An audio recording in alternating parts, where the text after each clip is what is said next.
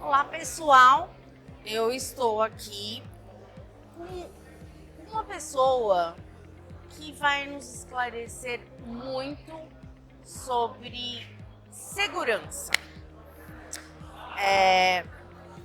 Eu olhei o cartão dele e fiquei em dúvida. Ele é da Associação Brasileira de Normas Técnicas ou é do Comitê Brasileiro de Segurança contra Incêndio 24?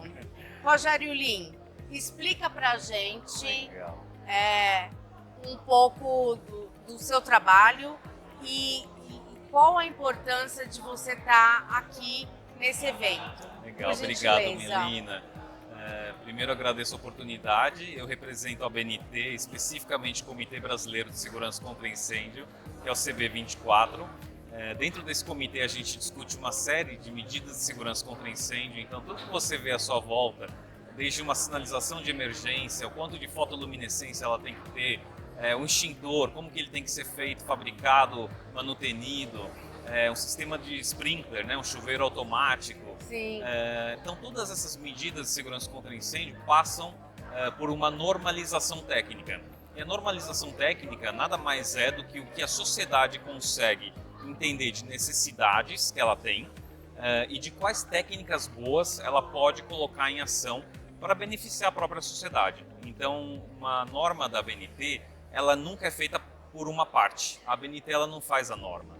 A ABNT ela ajuda a trazer a sociedade. Ela é mais reativa. Aconteceu alguma coisa. Ela conduz vamos um fazer processo. algo para que não aconteça de novo. Às vezes não precisa nem ter acontecido. Muitas vezes, que nem no Brasil, a gente não teve nenhuma morte por fuga térmica de veículo elétrico. Só que a ABNT já está atuando para o quê? A gente desenvolver normas de segurança, carregador, veículo, e-bike, e-scooter.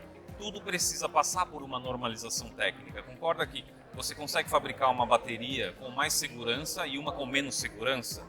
A gente prefere fabricar com mais segurança. Então é por isso que você está aqui no Latam Mobility. Exato, para a gente discutir exatamente que toda tecnologia nova ela traz desafios, ela traz inseguranças, só que não é por conta disso que a gente vai deixar de discutir segurança.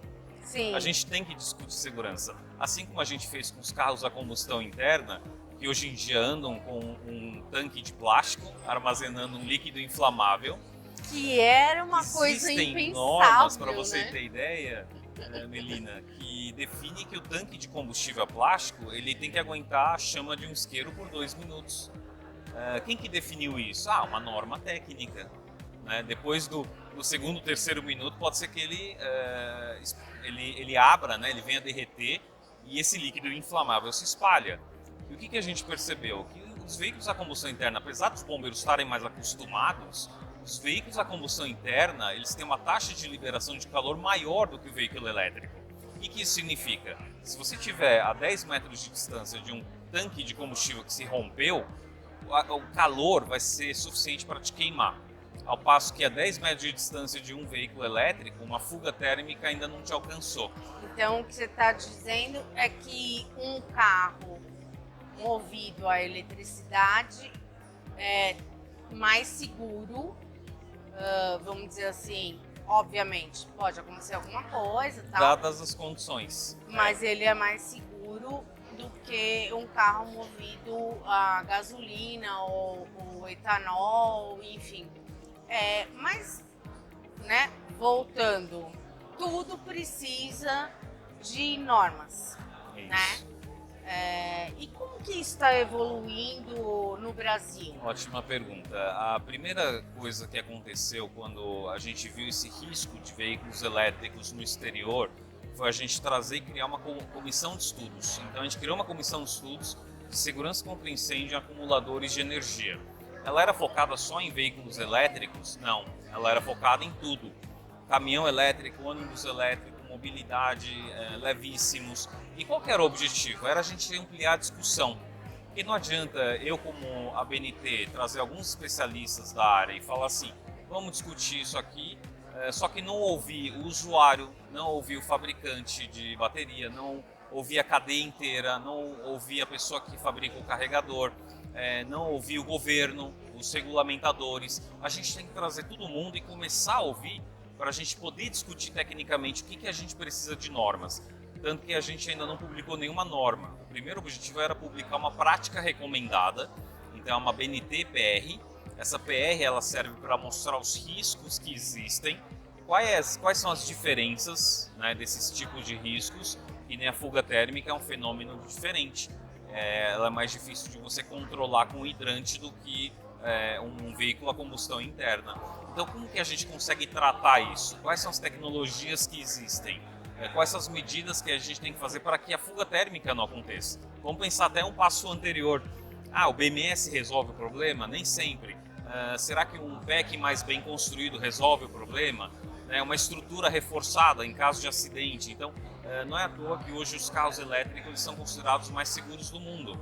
Por quê? Porque existe toda uma pesquisa por trás. Mas aqui no Brasil a gente também desenvolve fabricação de mobilidade elétrica. Então a gente também precisa ampliar essa discussão no nosso ambiente brasileiro para que a gente possa levar segurança à sociedade. E você acredita que em quanto tempo a gente vai conseguir chegar num patamar assim de regularização, de normatização? Eu acredito que o Brasil ainda está muito embrionário. Eu acredito que o Brasil ainda está desenvolvendo bastante. A gente está em tempo ainda, porque a gente não teve nenhum acidente grave ainda, a gente não teve nenhum incêndio grave. A nossa grande preocupação é quando começar a substituição de packs de bateria. A gente sabe que grande parte vai fazer nas concessionárias autorizadas, mas uma boa parte pode fazer no mercado paralelo. A gente sabe que pode existir esse mercado paralelo.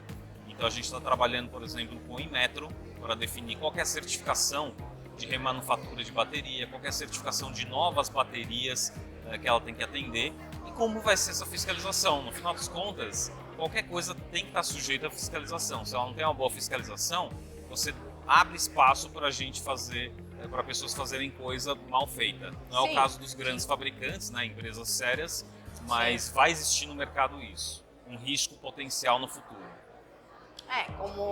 Como existe em todas as áreas, Exato. Né? Ok.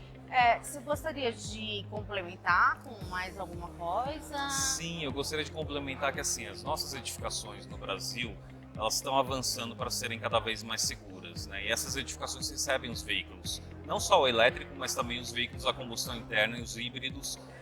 Então assim, o que a gente vê hoje?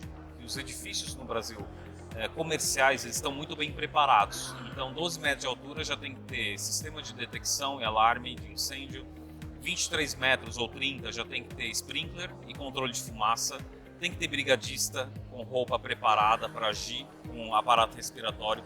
Só que nos edifícios residenciais a gente não vê isso acontecendo. Então os edifícios residenciais fora do Brasil, eles têm esse tipo de tecnologia. Então 11 metros de altura em Londres tem que ter sprinkler, 15 metros no Canadá também tem que ter sprinkler, 500 metros quadrados nos Estados Unidos já tem que ter sprinkler, isso qualquer tipo de edificação, incluindo os residenciais. E onde você põe a sua família para dormir, se acontecer um incêndio em um carro que tem mais plástico hoje em dia, dependendo se ele é a combustão interna ou veículo elétrico, esse fogo tende a se espalhar com mais rapidez. Então isso se espalhando com mais rapidez tem risco até de colapso estrutural, se o bombeiro não conseguir chegar a tempo e controlar. Então a nossa mensagem é: os edifícios residenciais têm que ser mais seguros. Essa é a grande verdade. A gente sabe que existe talvez um atraso aí, porque nem detecção elas têm. Quando você pensa num edifício que as garagens são todas subsolo. no subsolo, Exato. então você está criando uma possível combustão em estruturas que estrutura. podem vir a colapsar antes do que ele foi projetado. Né? Porque a quantidade de calorias de 2 carros queimando é uma coisa. Quando você tem 5 a 10 carros queimando, esse é outro tipo de incêndio. É um incêndio que consome muito mais as estruturas. Pelos 4 lados ela aquece uma coluna, ela aquece a viga, a laje, você tem carga pesada nessas lajes, né? Então tudo isso tem que ser levado em consideração. O Brasil tem uma grande oportunidade de avançar em segurança contra incêndio para edifícios residenciais. Perfeito. Bom, Obrigada, Milena, obrigado, excelente mensagem. parabéns pelo seu trabalho. Imagina, parabéns pelo Bacana, seu trabalho, obrigado, né? obrigado. Que pode estar salvando muitas vidas. E a BNT está à disposição da sociedade também. Obrigada. Obrigada.